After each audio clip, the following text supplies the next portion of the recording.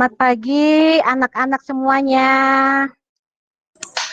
Pagi, Bu. Pagi, Bu. Apa kabarnya? Baik, Bu. Alhamdulillah. Sehat ya. Alhamdulillah sehat semuanya. Oke, Ibu, terima kasih karena kalian sudah menerima undangan undangan untuk bertemu di sini ya di dalam link Zoom. Nah, terima kasih Ibu ucapkan kepada kalian. Sekarang untuk memulai segala aktivitas kita pada pagi hari ini, maka alangkah baiknya kalau kita awali dengan doa. Doa akan Ibu pimpin. Mari kita berdoa sesuai dengan agamanya masing-masing.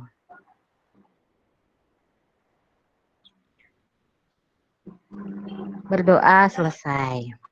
Oke, anak-anak, kalian sudah tahu belum kenapa kalian dipanggil sama ibu di sini? Belum tahu, Bu. Belum tahu ya. Nah, karena hari ini ya pada pagi hari ini kegiatan layanan bimbingan konseling kita ini kita akan melakukan diskusi kelompok, yaitu berharap kalian itu dapat menyenangi kegiatan belajar kalian di masa home learning ya, belajar di rumah ya. Kemudian kalian supaya dapat menganalisa keadaan diri kalian terkait dengan yang namanya manajemen waktu di masa home learning ini. Setelah itu supaya apa? Kalian bisa mengelola strategi dalam manajemen waktu. Nah, langkah-langkah yang harus kalian lakukan di sini adalah kita akan sepakat di dalam kegiatan layanan ini 40 menit saja. Cukup waktunya? Cukup ya waktunya ya. Nah, oke. Kita akan melakukan layanan ini kegiatannya selama kurang lebih 40 menit. Kita sepakat untuk melakukannya? Sepakat? Sepakat ya. Oke, sekarang sebelumnya Ibu mau tanya nih. Ada yang sudah tahu belum? Apa itu yang namanya bimbingan kelompok?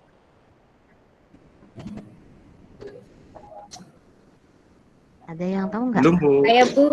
Oke, coba Dian. Apa itu bimbingan kelompok, Dian? Diskusi secara kelompok ya, Bu. Bisa nggak? Oh, diskusi. Bagus, betul. Tadi ada yang angkat tangan juga tadi, siapa? Farah?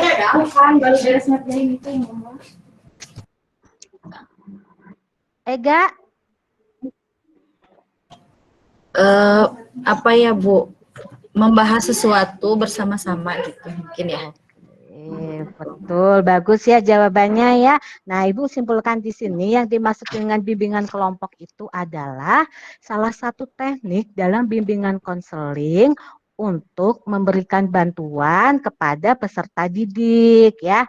Nah, pemberian bantuan ini dilakukan oleh seorang pembimbing ya, jadi konselor guru BK kalian melalui kegiatan kelompok yang dapat berguna untuk mencegah berkembangnya masalah-masalah yang dihadapi oleh anak ya. Nah, itu ya Nak pengertiannya tadi. Nah, di dalam diskusi kelompok ini karena kita sudah Ibu bentuk kelompok ya yang dari kelas besar kemudian menjadi kelas kecil.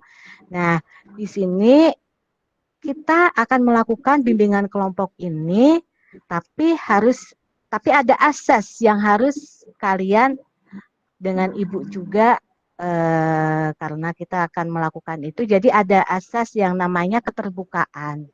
Jadi nanti kita semuanya sama-sama terbuka ya untuk untuk membahas masalah ini. Kemudian ada asas kenormatifan ya, kemudian asas kerahasiaan dan juga asas kesukarelaan. Jadi rahasia yang dimaksud di sini adalah apa yang kita bicarakan di dalam konseling ini tidak perlu kita membawa keluar ya, kita nggak usah cerita-cerita mungkin ke teman yang lain ya, karena yang akan dibahas di sini kita sampai di pembahasan bimbingan kelompok di sini. Di sini begitu ya nak. Dan kesukarelaan. Nah, kesukarelaan di sini yaitu nanti kan kegiatan diskusi kelompok yang akan kalian lakukan yaitu pendapat ya, urun pendapat, brainstormingnya itu. Nah, jadi sukarela dari kalian untuk bisa mengungkapkan masalah apa, kemudian jalan keluarnya apa di dalam masalah ini. Begitu bisa dipahami anak-anak? Bisa Bisa, dipahami? Bu. Ya, oke. Nah, sekarang Ibu akan apa yang harus kalian diskusikan di sini. Nah, saat ini kan peserta didik di Indonesia itu melakukan kegiatan belajar ya dari rumah ya, karena dampak dari pandemi, banyak hal-hal baru yang mereka hadapi ya. Nah, apalagi sekarang itu di mana digitalisasi pendidikan ya mulai dilaksanakan. Ya, kelihatan sekali kan ya waktu masa pandemi ini. Nah, kemudian apa saja digitalisasi pendidikan di sini ya, termasuk kita sekarang belajarnya itu proses belajar jarak jauh ya, jadi menggunakan tatap maya. Kalau di SMP kita itu biasanya menggunakan Zoom ya. Kemudian kita tahu ya dari penggunaan, dari dampak itu kan, dari eh, dampak teknologi informasi itu seperti apa yang akan kalian hadapi. Tapi yang terpenting di sini adalah bahwa kalian bisa beradaptasi dengan pembelajaran online di sini ya. Lalu kalian akan membuat strateginya seperti apa dengan adaptasi itu. Nah, apakah kalian sudah siap untuk berdiskusi dengan tema ini dengan teman-teman kelompokmu? Sudah siap? Siap, Siap, Bu. Bu. Oke, sudah siap ya semuanya. Oke, sekarang sedikit kita untuk supaya semuanya semangat ya, karena tadi Bu lihat ini banyak ini yang matiin kamera, coba dibuka ya. Nah, ayo semangatlah, semangat dong. Masa enggak gitu ya? Coba Ibu mau supaya kalian semangat. Ketika Ibu mengatakan, ayo semangatlah, kalian jawab, semangat dong, masa enggak gitu ya? Oke, kita mulai. Semangat, ayo semangatlah. Semangat dong. Semangat dong. Enggak. Oke, terima kasih. Nah, sekarang coba Ibu mau tanya, apakah dari kalian sudah paham apa yang akan kalian lakukan untuk apa sih layanan ini? Sudah paham yang harus dilakukan? Ada yang belum paham? Kita mau apa Paham, ini? Bu. Paham ya? Nah, apakah menurut kalian pengalaman yang kalian rasakan selama belajar di sini ya, apa sih mengumpulkan tugas online itu seperti apa? Bagaimana pengalaman kamu?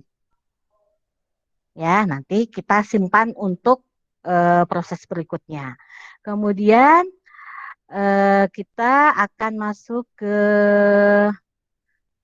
tahap intinya ya. Ibu lihat sepertinya semuanya sudah siap nih ya. Nah, kalian sudah siap dan Ibu sudah siap ya. Nah, mulai dari sekarang kita akan mulai mendiskusikan nih topiknya, yaitu tema diskusi di sini. Kenapa peserta didik di masa pandemi ini, di masa belajar di rumah gitu ya, kalian itu merasa kurang bisa memanage waktu belajar dengan baik? Ada yang bisa? Ibu mau nyoba jawab, Bu. Oke, boleh Dina. Kalau dari pengalaman saya pribadi sih, nggak bisa memanage waktu tuh karena kan udah nggak sekolah ya, Bu ya, sekolahnya online. Jadi apa ya, Aku sih karena sering nonton video itu Korea, Bu, jadi sampai malam, jadi bangun tidur kesiangan gitu. Jadi nggak bisa memanage waktu gitu. Jadi terkadang kalau ikut sekolah online suka kesiangan juga.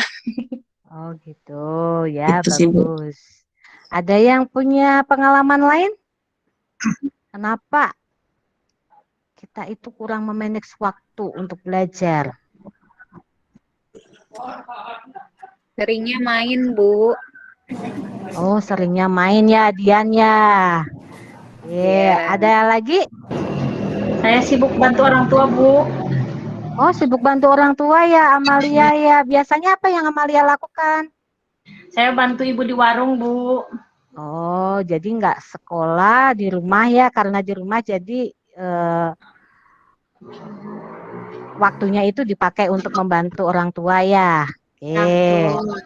Nah, sekarang Ibu mau tanya nih, penyebab dari masalahmu itu apa? Nah, penyebab dari masalah apa? Coba Ibu mau tanya di sini. Anak-anak sudah menerima rapot semester yang lalu ya? Ya, Sudah, Bu. semester 1 ya. Bagaimana nilai kalian? Untuk Menurun, Bu. nilai ini untuk Pas-pasan, Bu. nilai PR-nya ya atau nilai harian. Kita jangan bicara tentang nilai rapot ya, karena nilai rapot itu ada nilai kasih sayang kan.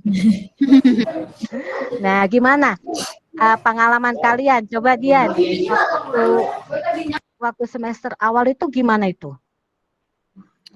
Kalau nilai tugas harian, Bu, kayaknya kurang soalnya jarang ngumpulin tugas. Kadang ngumpulin tugasnya pas disuruh aja.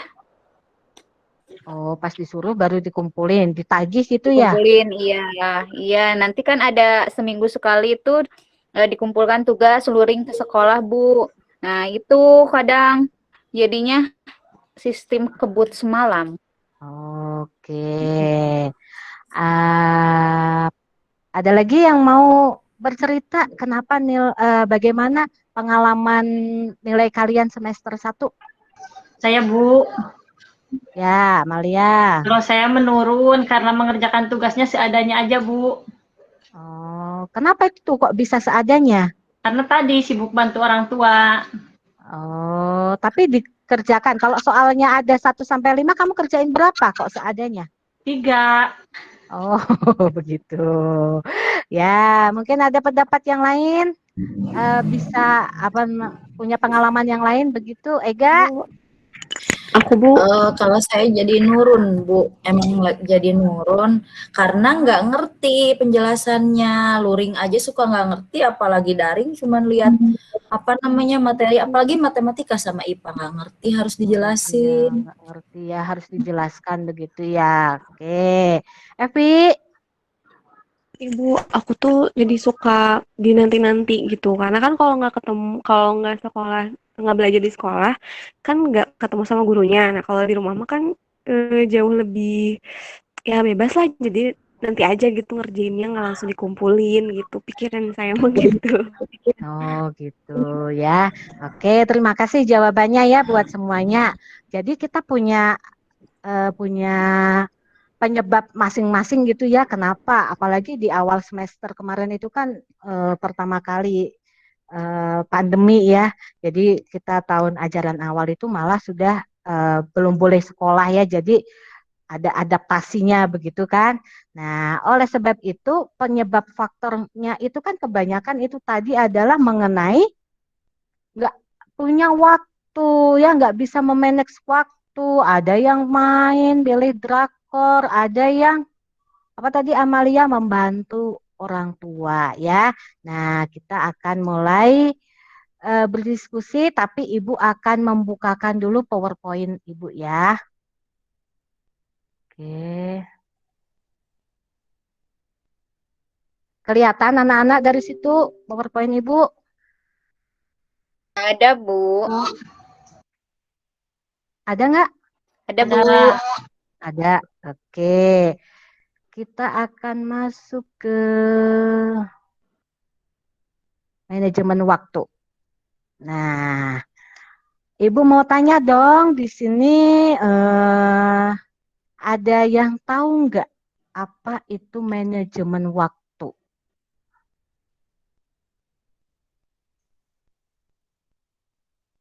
Mana sih? Mengatur, Bu, mengatur waktu. Oke, mengatur waktu. Mhm. Oke, ada yang lain? Ibu nggak bisa melihat kalian, jadi mungkin Ega bisa nggak selain tadi jawaban tadi adalah mengatur waktu. Hmm, sama sih Bu, mengatur waktu dan manajemen sama aja. Oke, Arya, apa itu manajemen waktu? Sama Bu, mengatur waktu mungkin dalam 1 kali 24 jam. Kita harus bisa Ada. mengatur kegiatannya apa saja. Mungkin itu. Oke, ada yang mau berpendapat lain selain mengatur waktu? Oke, Ibu jelaskan ya. Mengatur waktu itu, manajemen waktu itu yaitu seni melaksanakan, manajemen pengertiannya sendiri yaitu seni melaksanakan dan mengatur. Kemudian waktunya itu apa? Oh, ukuran yang menunjukkan lamanya suatu peristiwa itu berlangsung. Kemudian pengertian dari manajemen waktu itu adalah ini, tindakan atau proses perencanaan dan secara sadar melakukan kontrol atas jumlah waktu yang dihabiskan untuk kegiatan tertentu ya, terutama untuk meningkatkan efektivitas, efisiensi atau produktivitas ya. Itu pengertian dari manajemen waktu. Oke, kalau sekarang Ibu bertanya nih, apa sih yang menjadi hambatan kalian untuk bisa kalau kalian kan sudah tahu nih, oh pengertiannya manajemen waktu itu adalah tindakan atau proses merencanakan waktu. Nah, tadi kalian sudah mengungkapkan tuh penyebabnya apa. Nah, hambatan-hambatannya itu apa di dalam manajemen waktu? Coba ada yang punya pendapat? Dian atau Evi?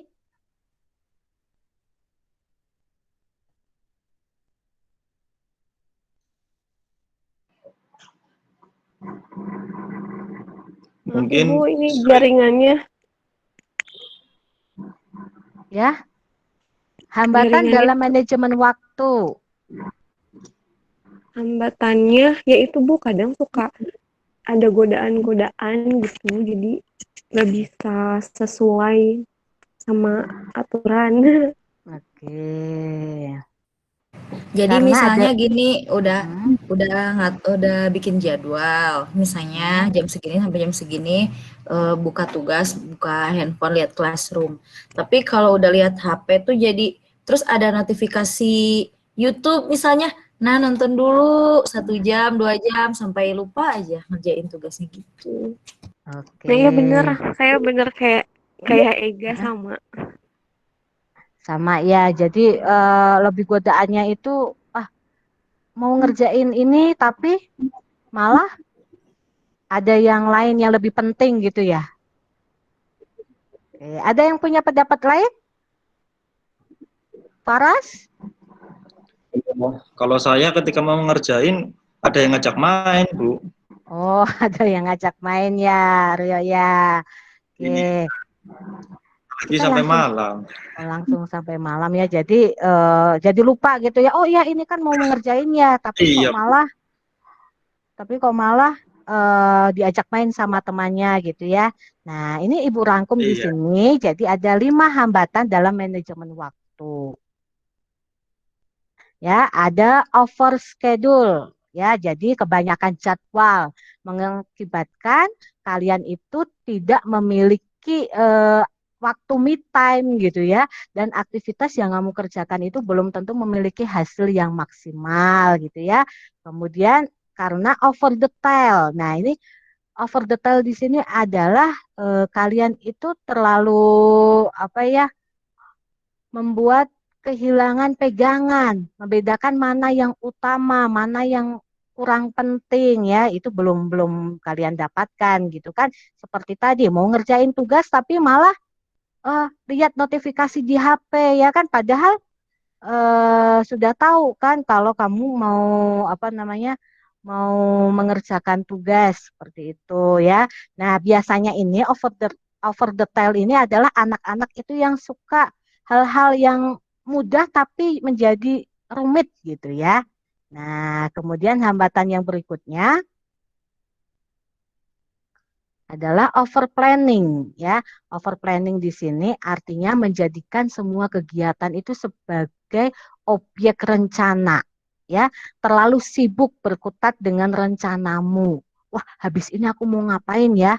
Ya, kalau aku mau mengerjakan tugas tapi aku harus rencananya itu malah tidak segera dieksekusi ya rencananya ya, tapi langkah-langkah kamu malah eh, sebentar sebelum saya mengerjakan tugas lebih baik saya mau baca-baca buku dulu ya. Setelah baca buku habis itu mau baca komik, ternyata nggak jadi ya. Nah, jadi malah tugas yang harusnya kamu kerjakan tapi tidak jadi ya, gagal rencananya.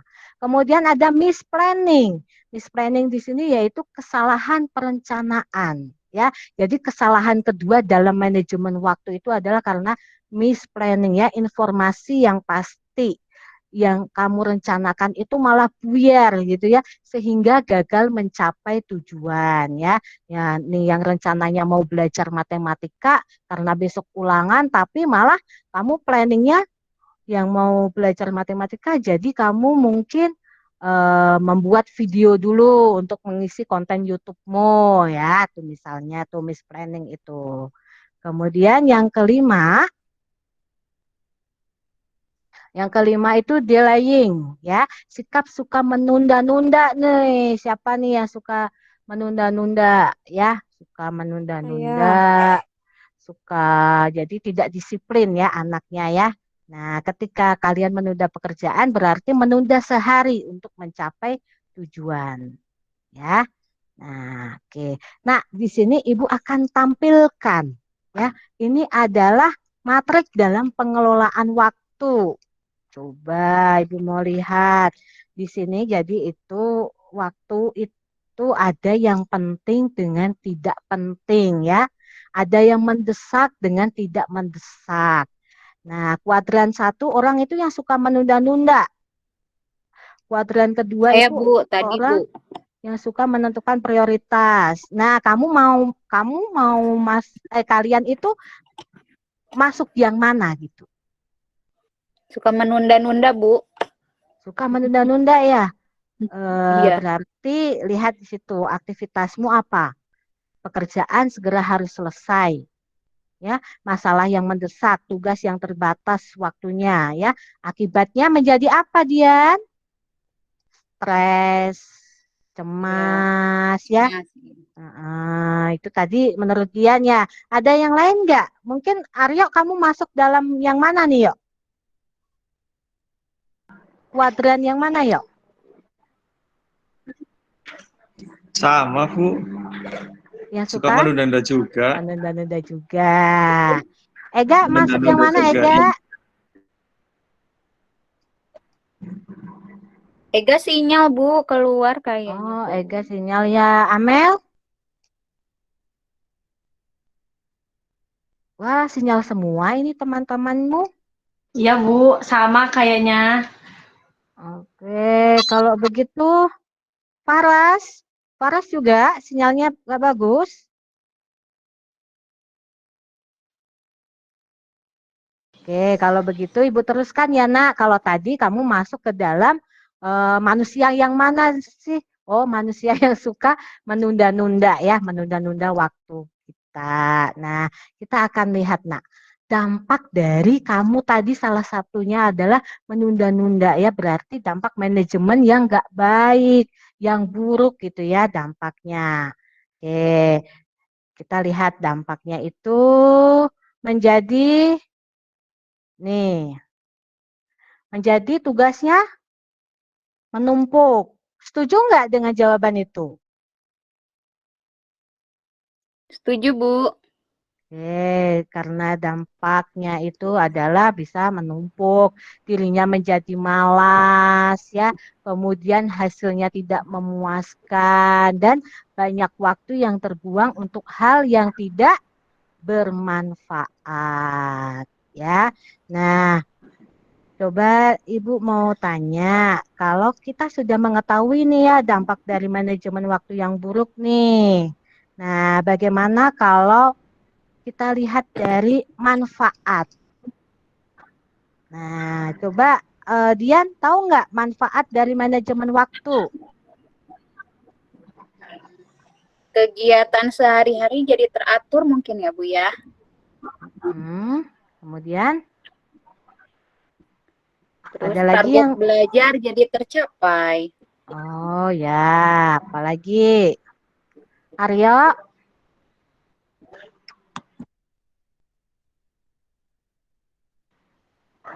Iya, jadi mungkin terstruktur ya dalam jadwalnya sendiri, bisa tadi tercapai juga belajarnya, dan juga mungkin bisa membuat diri kita lebih berkembang karena sudah ada jadwal tertentu sendiri dengan waktu-waktu tertentu. Oke, ada yang lain yang mau berpendapat?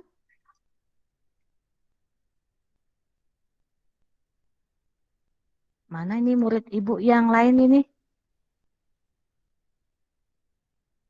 Kayaknya sinyal, Bu. Oh, sinyal semua ya. Oke.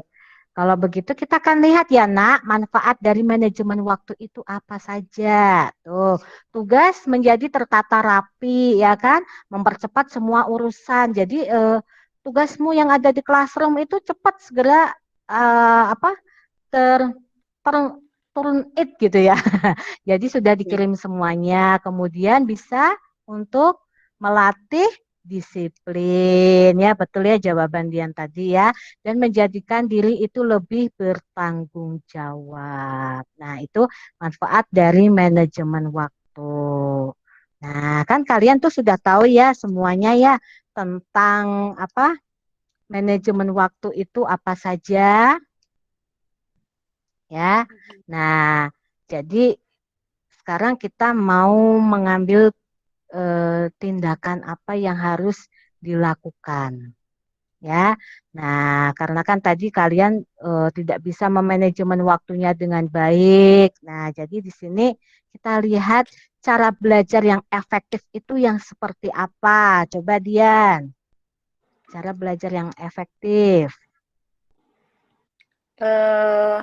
Mungkin mengatur waktu belajar ya, Bu. Misalnya kalau habis tidur siang disempetin belajar 1 jam mungkin.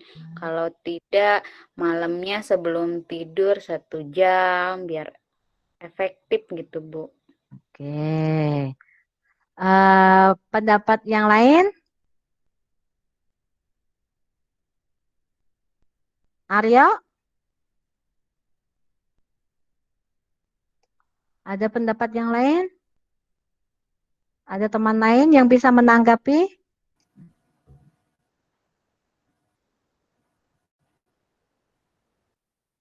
Tidak ada? Evi sudah masuk belum ya si Evi ya? Evi ada tuh, Bu. Oke. Jadi cara belajar efektifnya ini ya Nak, membuat daftar prioritas, memanfaatkan segala situasi dan kondisi, membaca secara efisien, membuat ringkasan, ya, kemudian rajin bertanya dan membentuk kelompok belajar. Ya, oke. Kalau begitu,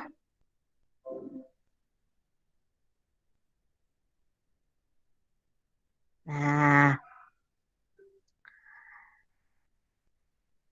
sudah hilang ya share screen-nya ya. Sudah, Nah, Bu. jadi kan tadi kalian sudah tahu ya, Nak, apa tadi yang sudah kita bicarakan. Jadi sudah tahu kan bagaimana cara kita memecahkan masalah. Sudah tahu tadi nilainya jelek ya karena kurang adanya memanfaatkan waktu dengan baik ya.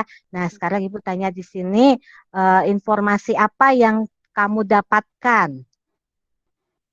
Amelia, coba informasi apa yang kamu dapatkan terkait dengan manajemen waktu?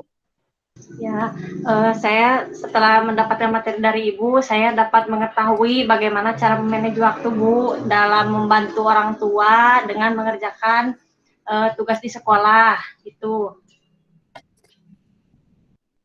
Oke, ada yang lain? Saya, Bu, Rian? kalau saya lebih tahu waktu itu sangat berharga gitu ya, Bu ya.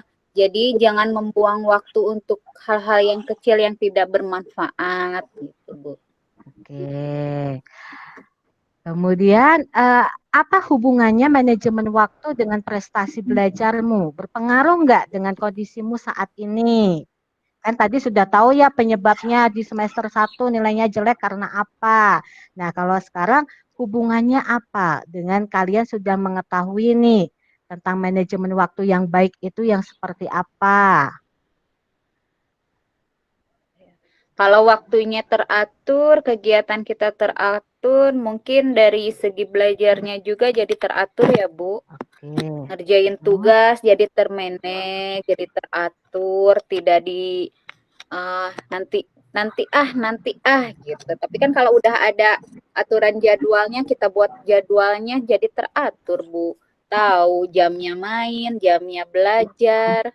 Ya, jadi menurut pendapat dari Dian seperti itu ya. Jadi dengan adanya manajemen waktu ya, dengan adanya manajemen waktu yang baik ya, jadi lebih belajar kita itu lebih bisa meningkat gitu ya, prestasi kita bisa meningkat, semua tugas-tugas bisa terselesaikan dengan baik ya. Oke, sekarang kita sudah mengetahui sebab-sebab ya hambatan-hambatan dalam menentukan manajemen hambatan-hambatan dalam manajemen waktu ya. Nah, sekarang Ibu langsung ke generalisasi.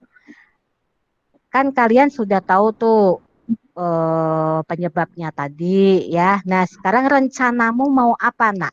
Untuk memperbaiki kelemahan tadi, kamu tidak bisa memanajemen waktu itu tadi.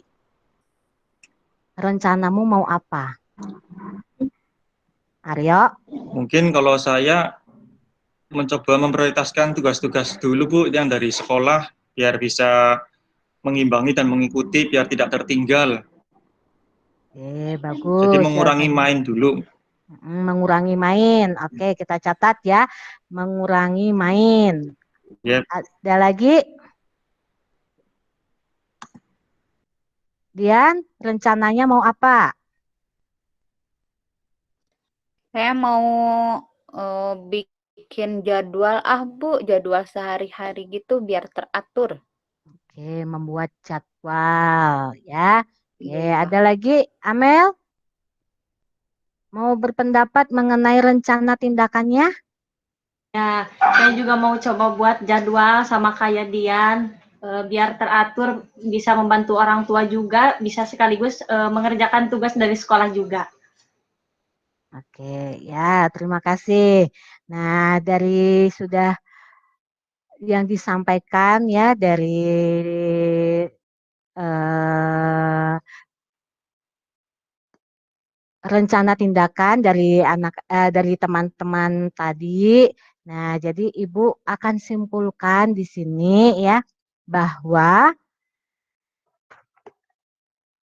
di dalam pengorganisasian waktu itu ya kita itu harus bisa memilih ya atau mengatur lingkungan yang dapat menyelesaikan masalah kita ya. Kita harus tahu mana yang penting, mana yang mendesak ya dalam pengorganisasian waktu ya. Mana yang harus diutamakan, kegiatan yang mendukung itu ya. Kita harus visi misi tujuanmu apa. Jadi itu yang harus kalian utamakan, itu adalah belajarmu itu yang harus diutamakan, baru kemudian kamu bisa mengisi hari-hari kamu itu ya dengan kegiatan-kegiatan yang lain ya. gitu. Nah, dari kesimpulan ini bagaimana perasaan kalian selama mengikuti pelaksanaan layanan bimbingan kelompok tadi? Bagaimana perasaan kamu? Iya, Senang, Bu. Jadi Aryo. mengerti, Merasa senang Bu. Bu, ada masukan. Ada pemahaman Merasa yang senang karena ada masukan dari Ibu, bisa jadi lebih baik lagi. Oke, ya, terima kasih. Ada lagi, Amel? Saya jadi terbantu untuk bisa memanage waktu. Nah, nanti Ibu akan mengirimkan ya, Ibu akan melihat di antara teman-teman semua nih ya, di antara kalian nih satu kelompok ini. Nah, untuk mengetahui refleksi ya, pemahaman kalian sampai sejauh mana, Ibu akan kirimkan link games yang bisa kalian mainkan ya menggunakan wall, tinggal aja kalian klik nanti mainkan di situ dan kita akan lihat nanti siapa pemenangnya. Oke, nah Ibu akan memberikan penguatan kepada kalian ya bahwa pentingnya kita untuk memiliki manajemen waktu ya itu adalah yang menjadi kunci itu menjadi kunci dari kita bisa memanajemen waktu itu adalah apa nak? Komitmen. Ya, komitmen dalam diri sendiri, dalam diri kalian ya, untuk selalu menjadi produktif dan bisa mengoptimalkan waktu yang dimiliki. Jadi, mulai sekarang jangan lagi buang-buang waktu. Ya, paham anak-anak di sini? Iya, Bu. Ya, kalau memang Paham, waktunya mau Bu. mengerjakan, Paham, Bu. ya kerjakan ya. Gitu. Ya, Oke, Bu. saya Ibu rasa sepertinya cukup kita akhiri sampai di sini saja ya. Nah, mungkin Iya, kalian Bu. habis ini ada kegiatan yang lain. Terima kasih karena kalian sudah ikut terlibat aktif di dalam diskusi kelompok ini. Mohon maaf jika ada kata yang mungkin tidak berkenan ya buat kalian. Kita akhiri dengan berdoa. Mari kita sejenak berdoa untuk mengucap syukur kepada Tuhan atas keterlaksananya bimbingan kelompok hari ini. Berdoa mulai. Berdoa selesai. Nah, anak-anak sebagai tindak lanjut untuk kegiatan selanjutnya, Ibu akan mengirimkan Google Form-nya ya untuk kalian isi sebagai evaluasi proses dan evaluasi hasil. Untuk kegiatan selanjutnya, kita akan supaya kalian mengingat ya bahwa waktu itu penting adalah kalian akan Ibu beri tugas membuat poster bisa dari Canva atau bisa dari aplikasi yang lain ya. Kemudian kalian bisa tempelkan itu ke kamar kalian ya atau dijadikan wallpaper di HP. Kemudian hasilnya itu boleh kalian kirim ke classroom Ibu ya ke tugas BK yang sebelum-sebelumnya ya. Oke, terima kasih semuanya. Sampai jumpa lagi. Selamat pagi. Pagi, Bu. Ya, Pagi. silakan boleh keluar Pagi. dari room ini ya.